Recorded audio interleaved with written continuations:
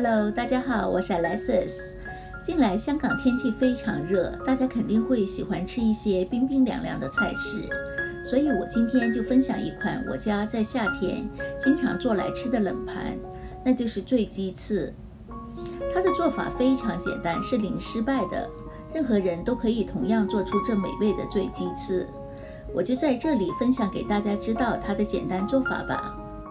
我介绍一下材料，这里有鸡翅12只，姜3片，八角2粒，冰糖5小粒，杞子适量，大约是30到50粒左右。调味料方面有鱼露2汤匙，玫瑰露酒4到5汤匙，绍兴酒也是4到5汤匙，清鸡汤大约是250毫升左右，清水80毫升。我会把分量写在说明文里，供大家做个参考。我们先煮滚1锅热水，放入3片姜，再把鸡翅倒进去。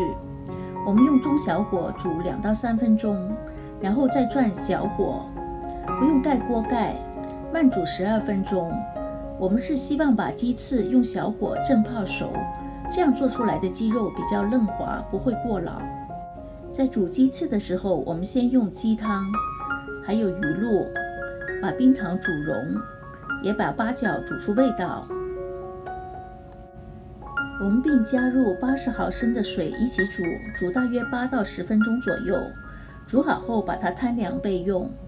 鸡翅煮好后，我们把它拿去过冷河，再把它洗干净，泡进冰水里，大约是5到8分钟左右。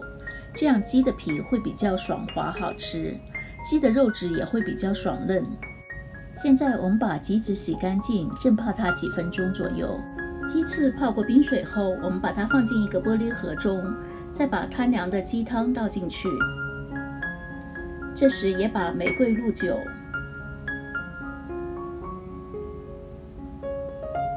绍兴酒，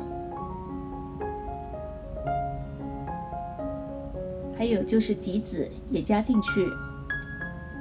然后把玻璃盒放进冰箱中，我们一般都会浸泡8到10个小时以上。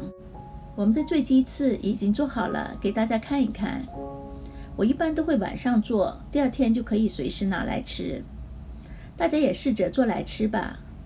好了，今天的视频就到这里，希望你们喜欢。